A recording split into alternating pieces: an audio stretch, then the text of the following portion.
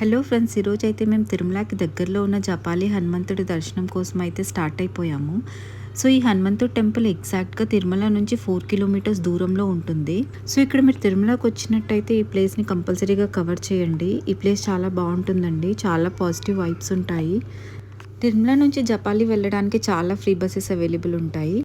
అలా కాదు, మీరు ఇంకా నియర్ బై ప్లేసెస్ కవర్ చేసుకోవాలి అంటే ఓన్ వెహికల్ మాట్లాడుకోవడం బెస్ట్. సో మన ఓన్ వెహికల్ అయితే ఇక్కడి వరకు అలో చేస్తారండి. సో మనం ఇక్కడి వరకు రావచ్చు అండ్ సైడ్లో పార్క్ చేసుకోవచ్చు. అండ్ ఇక్కడ అరౌండ్ 200 స్టెప్స్ ఉంటాయండి. అస్సలు భయపడకండి, అంత కష్టమేం అనిపించదు, ఎందుకంటే ఇక్కడ వైబ్స్ అలా ఉంటాయి. అండ్ ఇక్కడ చూసారా, స్టోన్స్తో ఇలా కట్టారు. అలా కడితే మన సొంత ఇల్లు తీసుకుంటామని నమ్మకం. అండ్ ఆకలేస్తే ఇక్కడ తినడానికి నోరు ఊరించే చాలా ఆప్షన్స్ అవైలబుల్ ఉన్నాయి. అలా తింటూ మనకు తెలియకుండానే జపాలి చేరుకుంటాము.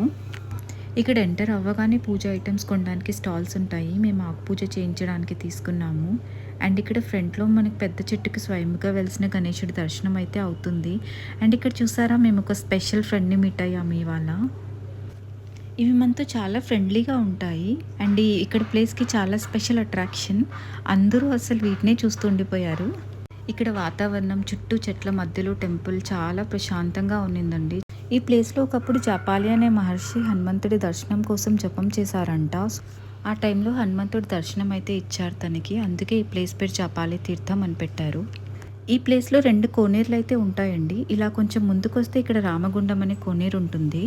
సో ఇక్కడ భక్తులు స్నానం చేసుకొని అలానే వెళ్ళి హనుమంతుడిని దర్శనం చేసుకుంటే అనుకునేవి కంపల్సరీ నెరవేరుతాయని నమ్మకం. బ్యాక్ సైడ్ వచ్చి సీతగుండం అంటారండి.